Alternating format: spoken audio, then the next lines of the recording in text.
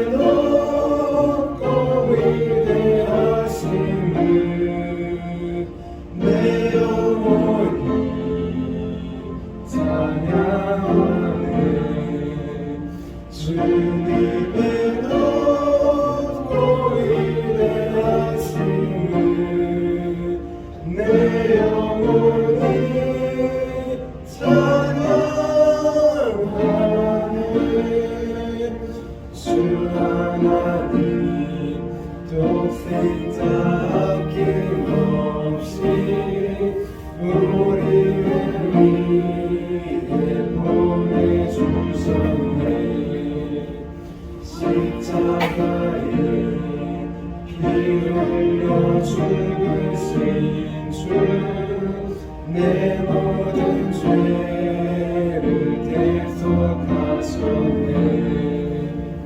주님을 얻고 위대하심을 내 영혼이 찬양하네.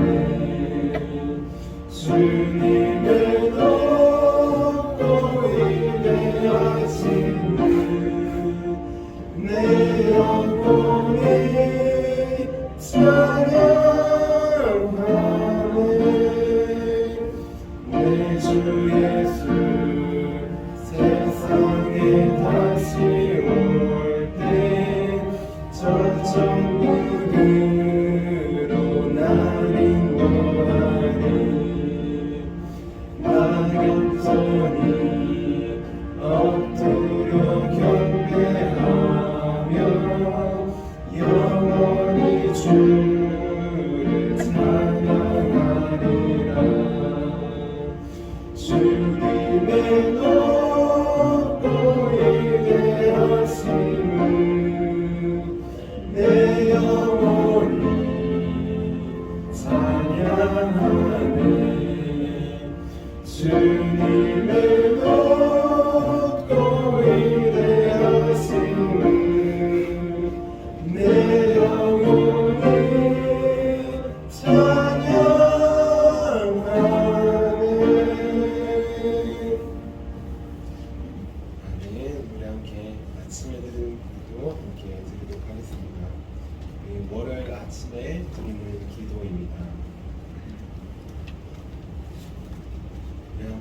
기도하겠습니다. 주님, 나의 마음을 들여서 주님께 감사드립니다. 주님의 놀라운 은혜를 쉼없이 전하게 하소서. 자비로운 주님, 이 시간 제게 임재해 주셔서 제 마음에 기쁨과 평안을 가득 부어주시고 제 모든 길을 인도하셔서 오늘 하루의 시간이 주님의 사명을 이루는 복된 날이 되길 원합니다. 예수 그리스도의 이름으로 기도합니다. 아멘. 그리고 하나님께서 우리에게 주신 말씀 함께 보도록 하겠습니다. 오늘 하나님께서 우리에게 주신 말씀은 창세기 18장 10절에서 14절까지의 말씀입니다. 창세기 18장 10절에서 14절까지의 말씀입니다.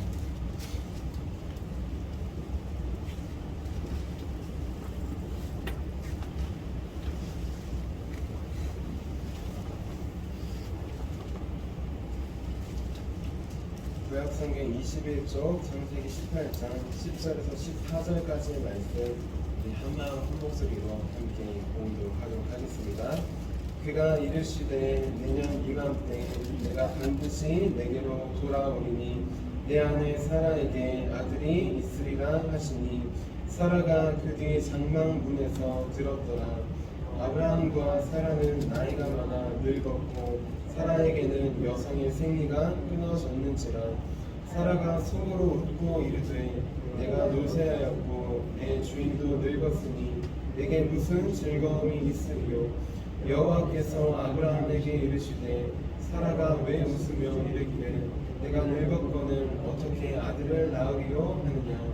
여호와께 능하지 못한 일이 있겠느냐. 기한이 이를 때에 내가 내게로 돌아오리니 사라에게 아들이 있으리라. 아멘. 주님의 말씀입니다. 잠시 기도하도록 하겠습니다. 살아계신 주 하나님, 오늘도 주의 말씀을 우리에게 주셔서 감사합니다. 이 말씀 다른 누가 아니라 바로 나에게 주신 말씀임을 이 시간 믿음으로 고백할 수 있도록 도와주시옵소서. 우리 몸의 귀를 넘어 우리 마음의 귀를 넘어 우리 영혼의 귀에 말씀하실 주님을 기대하며 살아계신 예수님의 이름으로 기도합니다. 아멘. 아멘. 오늘도 살아계신 주의 말씀으로 하루를 시작하기 위해 새벽 기도에 나오신 모든 성도님들을 주님의 이름으로 환영하고 축복합니다. 오늘부터 한 주간 동안 우리가 매일 고백하는 사도신경에 관한 말씀을 하나씩 나누어 보려고 합니다.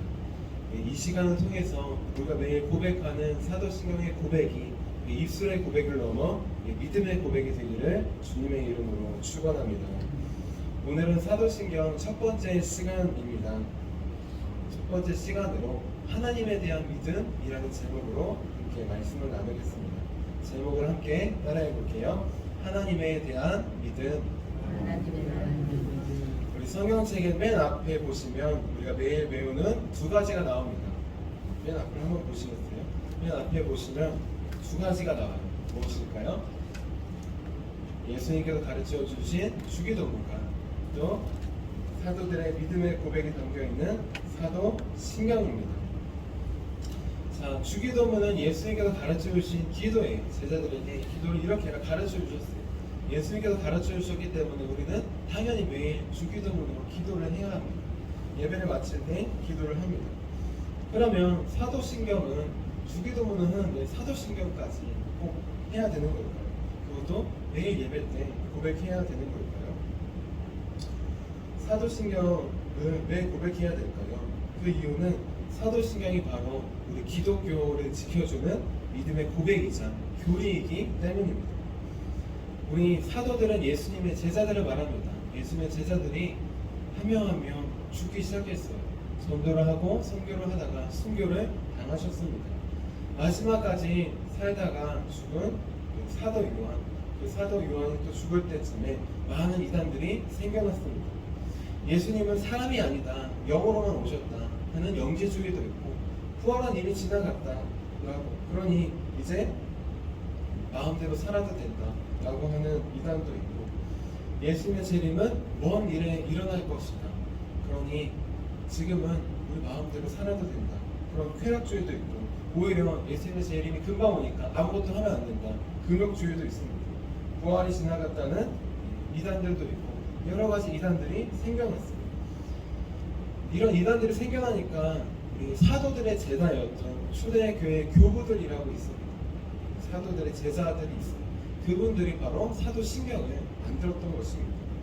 그리고 그 사도신경이 지금까지 우리 기독교를 교회를 지켜주는 기본 교리이자 믿음이 되었던 것입니다. 그렇게 우리가 매일 고백하는 사도신경은 중요합니다. 주기도문과 더불어 매일 믿음을 고백해야 될 만큼 중요합니다. 왜냐하면 이 사도신경의 고백에서 뭐 하나를 더하거나 뭐 하나를 빼면은 이단이 되어버리기 때문입니다.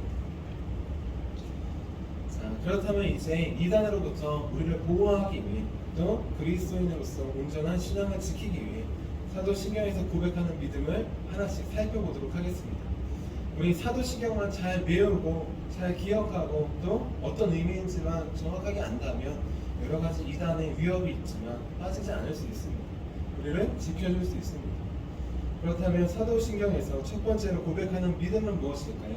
그것은 바로 하나님에 대한 믿음입니다. 우리 사도신경은 이렇게 시작해요. 다 아시죠? 한번 첫째 줄만 외워보도록 하겠습니다. 시작. 나는 전능하신 아버지 하나님 천지의 창조주를 믿습니다. 아멘. 사도신경의 이 첫 번째 고백이 우리가 하나님을 어떤 분으로 바라보고 믿어야 될지를 알려줍니다. 우리는 하나님을 어떤 분으로 믿어야 될까요? 첫 번째로 전능하신 분으로 믿어야 합니다. 우리 창세기 17장 1절 말씀을 같이 한번 읽어보도록 할게요. 우리 오늘 읽은 말씀이 18장 앞쪽에 17장이 있습니다. 창세기 17장 1절 말씀 같이 읽겠습니다. 시작. 아브라함이 99세 때에 여호와께서 아브라함에게 나타나서 그에게 이르시되 나는 전능한 하나님이라 너는 내 앞에서 행하여 완전하라. 네. 아브라함이 99세 때에 하나님께서 아브라함에게 나타나셨습니다. 그리고 자신을 이렇게 소개해 주셨습니다. 나는 전능한 하나님이에요. 하나님은 어떤 분이실까요? 하나님은 전능하신 분이십니다. 전능하신 분이라는 뜻은 능치 못한 일이 없으시다는 것입니다. 모든 일을 다 하실 수 있다는 것입니다. 우리가 보기에는 불가능해 보이지만 하나님께는 불가능이 없다는 것입니다. 지금 아브라함은 100세가 다 되었고 사라는 90세가 다 되었습니다. 그리고 사라에게는 여성의 생리가 끊어졌습니다. 생리가 끊어졌다는 것은 아이를 낳을 수 없다는 것입니다. 그런데 하나님은 아브라함에게 상식을 뛰어넘는 말씀을 주십니다. 생리가 끊어진 아내 사라에게 내년 이맘때 아들이 나타날 것이라는 것입니다. 내가 너의 아내에게 아들을 주겠다는 것입니다.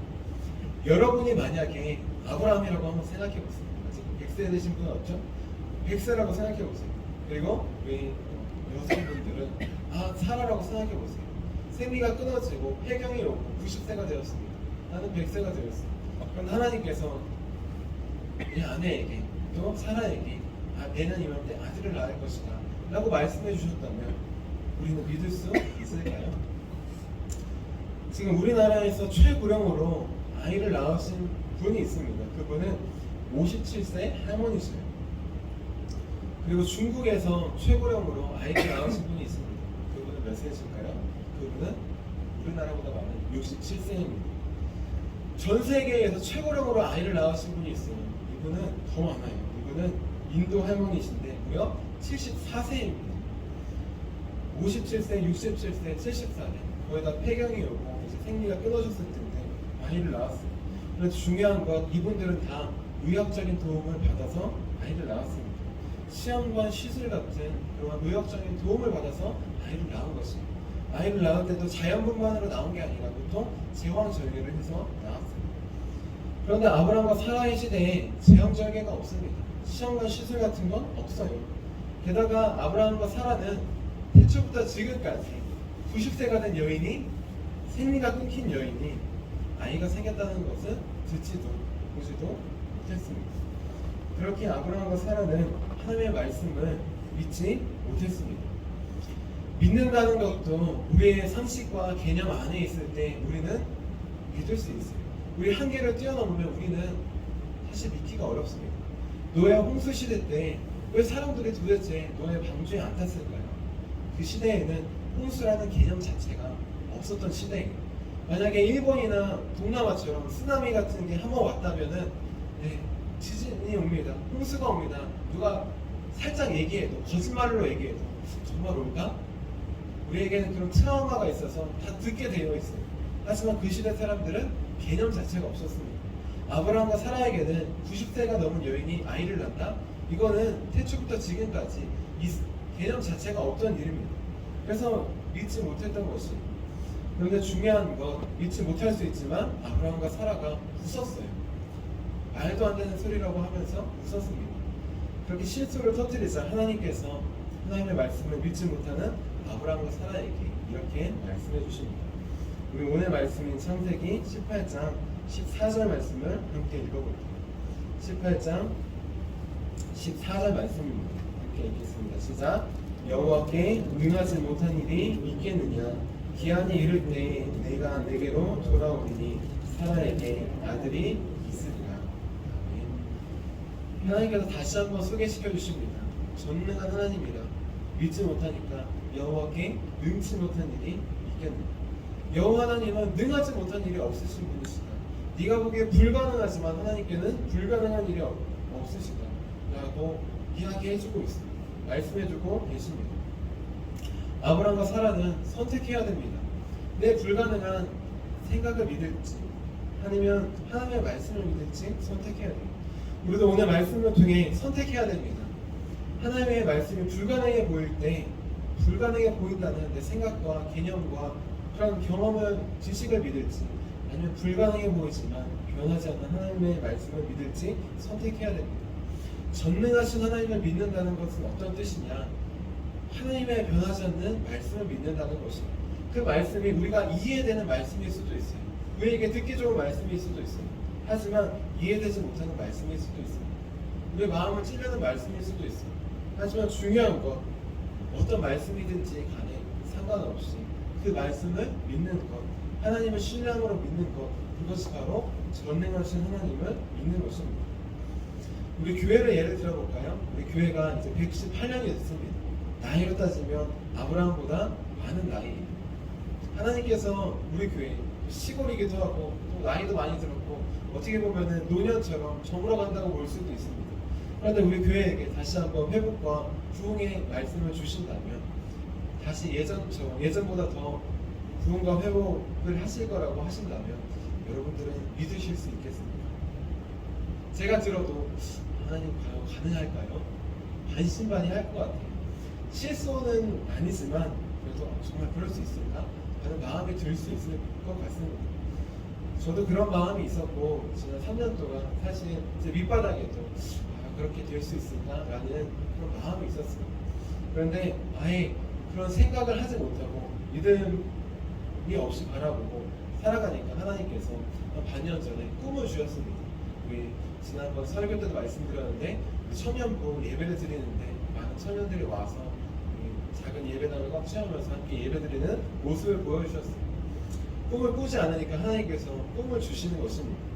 그 꿈이 보기에 현실적으로 불가능해 보일 수 있습니다. 하지만 불가능해 보이는 현실이 아니라 변하지 않는 하나님의 말씀을 믿고 의지하면서 계속 기도하고 있습니다.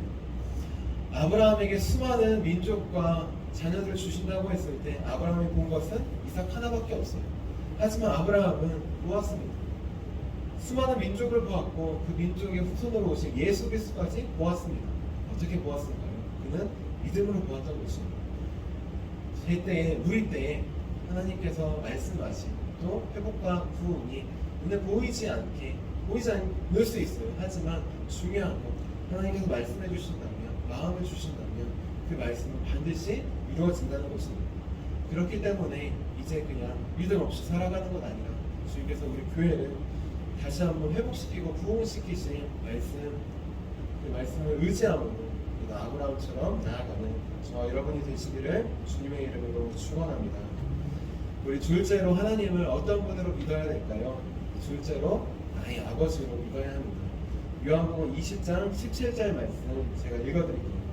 너는 내 형제들에게 가서 이르되 내가 내 아버지 곧 너희 아버지 내 하나님 곧 너희 하나님께로 올라간다 하라 하시니.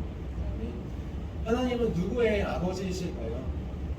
하나님은 가장 먼저 예수 그리스도의 아버지이십니다. 왜냐하면 예수님만이 하나님의 유일하신 아들이기 때문이에요. 그런데 하나님은 더 나아가 예수님뿐만 아니라 우리의 아버지이시기도 합니다.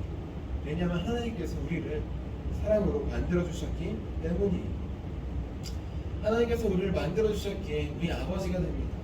육신의 아버지도 우리를 나오는 축복의 통로가 되게 하시고 우리 함께 사시는 분입니다. 하나님도 마찬가지입니다. 그런데 우리는 한 가지 기억할 게 있습니다. 무엇이냐? 사실 우리는 원래 하나님의 자녀였지만 죄로 인해서 죄의 자녀, 죄의 종이 되었다는 것입니다. 마치 탕자가 아버지를 떠나갔던 것처럼 우리는 아담으로부터 시작해서 모두 죄로 인해서 죽음으로 갈 수밖에 없었습니다. 하나님의 자녀를 버리고 죄의 종으로 살 수밖에 없었어요. 그런데 하나님께서 우리를 사랑하셔서 내 아들 예수님을 보내주셨습니다. 그리고 우리를 위해 대신에 죽게 하심으로 우리를 다시 자녀로 삼아주셨습니다. 우리 이 세 가지를 꼭 기억해야 합니다. 나는 본래 하나님의 자녀다.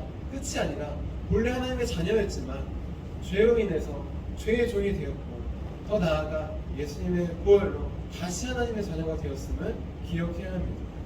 그럴 때 이 자녀된 은혜를 항상 기억하고 감사하며 누릴 수 있어요. 난 당연히 부잣집에 태어난 자녀들을 보면 난 당연히 누려야지. 그게 아니라 힘들게 자라난 자녀들을 보면 원래 그렇지 않았지만 지금 있는 모습을 보고 만족하며 감사할 수 있습니다. 본래 죄의 종이었다가 아들을 옮겨주신 하나님의 은혜를 기억해야 합니다. 그럴 때 우리 아버지가 당연하신 분이 아니라 정말 감사하시고 은혜가 넘치시는 분이심을 우리는 고백할 수 있습니다. 중요한 건 아버지는 어떤 분이시냐? 아버지는 우리 함께 사는 분이고 아버지는 나를 가장 잘 아시고 또 내 작은 신음에도 응답해 주시는 분이십니다. 우리 하나님은 어떤 분이시냐? 이런 아버지와 같은 분이셔요. 우리 육신의 아버지는 연약함이 있지만 우리 영원한 아버지이신 하나님은 그렇지 않습니다. 우리가 홀로 있는 것 같을 때 그때에도 함께 하십니다. 그때에도 우리 작은 신음에도 응답해 주십니다. 우리는 우리 아버지이신 하나님을 항상 기억해야 합니다. 때로 아버지라고 하면 저도 아버지라고 하면 좀 엄하신 모습이 있었던 것 같아요. 그래서 대화도 많이 못하고 했는데 그런 모습으로 하나님을 오해하거나 바라볼 때가 있었습니다. 하나님은 좀 엄하신 분, 나와 멀리 계신 분, 상관없으신 분, 예배 드릴 때만 계신 분이라는 오해가 어렸을 때 있었던 것 같아요. 하지만 신앙이 자라올수록 그런 분이 아니라 하나님은 나와 함께 계신 분, 가까이 계신 분, 나를 누구보다도 잘 아시는 분이시며 점점 깨닫게 됩니다. 왜냐하면 그분이 나를 만드시고 그분이 나를 나보다 더 사랑하셔서 나를 위해 죽으셨기 때문입니다. 그렇기 때문에 이제 하나님 아버지를 아버지라고 고백하지만 멀리 계신 분, 나와 상관없는 분이 아니라 나를 가장 잘 아시는 분, 나와 함께 하시며 이 작은 기도에도 믿음에도 응답해 주시는 바로 분이십니다. 꼭 기억하시기를 바랍니다. 그 하나님 아버지의 사랑 어떻게 알 수 있느냐? 세 번째로 고백해야 돼. 창조주 하나님으로 우리는 알 수 있습니다. 우리 하나님께서 천지 만물과 우주를 창조해 주셨어요. 왜 창조해 주셨을까요? 하나님을 위해서가 아니라 자녀를 위해서, 우리를 위해서 창조해 주셨습니다. 세 번째로 우리가 하나님을 어떤 분으로 믿어야 될지 여기에서 하나님 아버지에 대한 크신 은혜가 사랑이 우리는 깨달을 수 있습니다. 세 번째로 우리는 하나님을 천재 창조주로 믿어야 합니다. 창세기 1장 1절 말씀이에요. 태초에 하나님이 천지를 창조하십니다. 하나님은 태초에 천지를 창조하셨어요. 눈에 보이는 모든 것들과 눈에 보이지 않는 모든 것들도 만드셨습니다. 그런데 태초라는 것은 아무것도 없었을 때를 의미합니다. 그리고 눈에 보이는 이 공간뿐만 아니라 흘러가는 시간이라는 개념 자체도 없었을 때예요. 그러니까 다시 한번 설명드리면 하나님은 아무것도 없었을 때 그때에도 계셨다는 것입니다. 공간과 시간이 없었을 때 그때에도 영원하신 하나님은 계셨다는 것입니다. 그럼 그 하나님, 영원하신 하나님께서 왜 태초에 천지를 창조하셨을까요? 그 이유는 바로 우리를 위해서입니다. 우리는 이 공간이 필요해. 우리는 시간이 필요합니다. 시간 속에서 살아가고 이 공간 안에서 한 발 한 발 딛고 살아가야 되기 때문이에요. 하나님께서 천지를 창조하신 이유, 그 이유는 바로 우리 아버지이시기 때문이에요. 사랑하는 자녀에게 좋은 것을 주시기 위해, 우리가 살 수 있는 여건을 주시기 위해 천지를 창조해 주신 것입니다. 우리는 하나님께서 우리를 위해 이 세상을 창조해 주셨다는 것을 기억할 때 우리를 향한 하나님 아버지의 넓은 사랑을 깨달을 수 있습니다. 더 나아가 하나님께서 만드신 이 세계가, 이 우주가 얼마나 넓고 큰지를 깨달을 때 하나님 아버지의 사랑과 은혜가 얼마나 넓고 큰지를 우리는 깨달아 알 수 있습니다. 우리는 지금 지구에서 살고 있어요. 근데 지구를 넘어서 태양을 보면은 이 지구는 이 태양의 크기 100분의 1밖에 되지 않습니다. 지구가 요만하면 태양은 이만한 거예요. 그런데 태양도 더 나아가 태양계 안에 있는데, 태양계를 넘어 은하계로 가면 작은 점이 됩니다. 또 은하계는 더 큰 우주로 가면 더 큰 범위 안에 속하게 되고, 그 은하계도 점점 보이지 않게 됩니다. 이 우주를 조사하면 조사할수록, 과학이 발달하면 발달할수록 하나님에 대한 신앙과 믿음이 대적하는 게 아니라 하나님의 놀라우신 은혜와 능력과 사랑을 보게 됩니다. 우주가 끝이 없이 넓다는 것은 어떤 뜻이냐? 하나님의 사랑과 은혜가 끝이 없이 넓다는 것이, 바다가 얼마나 깊습니까? 바다가 그만큼 깊다는 것은 무엇이냐? 하나님의 은혜가 헤아릴 수 없이 깊다는 것입니다. 우리가 하나님께서 만드신 이 우주를, 세상을 바라볼 때 우리는 하나님의 크신 사랑을 바라볼 수 있습니다. 바다가 얼마나 깊은지를 우리가 알게 될 때 하나님의 은혜가 얼마나 깊은지 우리는 깨달아 알 수 있습니다. 그리고 그것이 바로 다른 누가 아니라 사랑하는 자녀인 나를 위해서 만드신 것임을 우리가 알 수 있습니다. 우리는 지금 하나님을 어떤 분으로 믿고 있습니까? 우리 입술로는 전능하신 분, 나의 아버지, 천재 창조주라고 고백하지만 다시 한번 돌이키기를 원합니다. 정말 전능하신 분으로 아브라함에게, 사라에게 자녀를 주셨던 것처럼 우리 교회에게도 다시 한번 회복과 부흥과 영적 자녀들을 주실 분이심을 믿음으로 나아가기를 소망합니다. 더 나아가 멀리 계신 분 아니라 나의 아버지, 나의 작은 신음에도 응답하시고 나를 사랑으로 만드시고 또 나를 위해 죽으신 분, 그 아버지이심을 기억하기 원합니다. 그리고 우리를 사랑하셔서 필요 없으시지만 우리에게 주시기 위해 천지 만물과 저 넓은 우주, 저 깊은 바다를 만드신 천지의 창조주이심을 기억하기 원합니다. 나는 전능하신 아버지 하나님, 천지의 창조주를 믿습니다. 앞으로 이 사도신경의 고백이 정말 우리 입술의 고백을 넘어서 우리 믿음의 고백으로 하나님을 고백하는 저 여러분이 되시기를 주님의 이름으로 축원합니다. 자, 기도하도록 하겠습니다.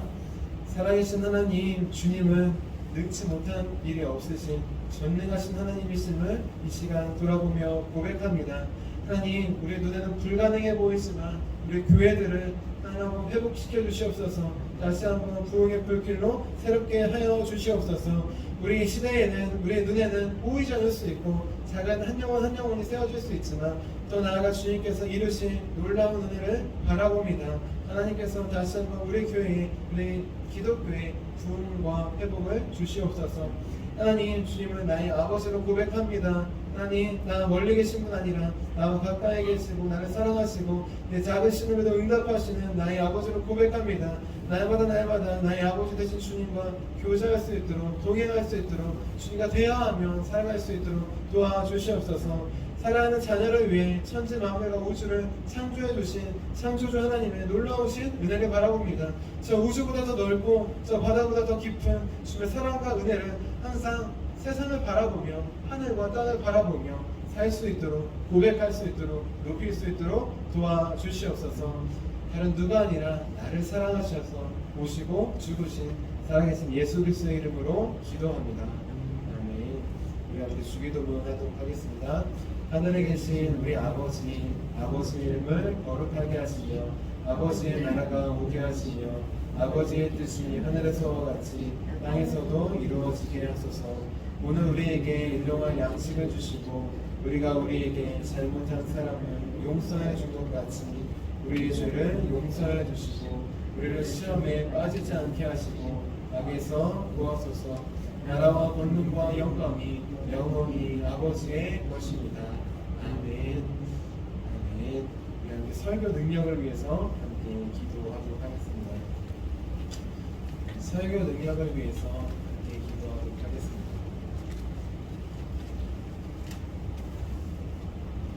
네, 기도하도록 하겠습니다. 하나님 아버지 이준도 목사님과 조지의 사모님에게 건강과 지혜를 주옵소서. 목사님께서 말씀을 준비하기 위해 하나님께로 나아갈 때 하나님의 긍휼과 자비를 목사님의 마음에 가득 부어주시고 꼭 전해야 할 하나님의 말씀을 준비하도록 날마다 충만한 영감을 더하여 주옵소서. 말씀이 선포될 때 회개의 역사, 심령의 변화, 삶의 변화가 일어나게 하옵소서. 말씀을 선포하시는 곳마다 100배, 60배, 30배로 열매 맺게 하옵소서. 지혜, 지식, 가르치는 은사, 예언의 은사가 풍성하게 하옵소서. 말씀을 연구할 수 있는 충분한 시간과 여유 그리고 장소를 주옵소서. 목사님의 말씀이 불이 되게 하시고 영과 혼과 골수를 쪼개는 놀라운 능력으로 나타나게 하옵소서. 목사님의 말씀을 통해 치유의 능력이 나타나 영혼과 육체를 치유하게 하소서.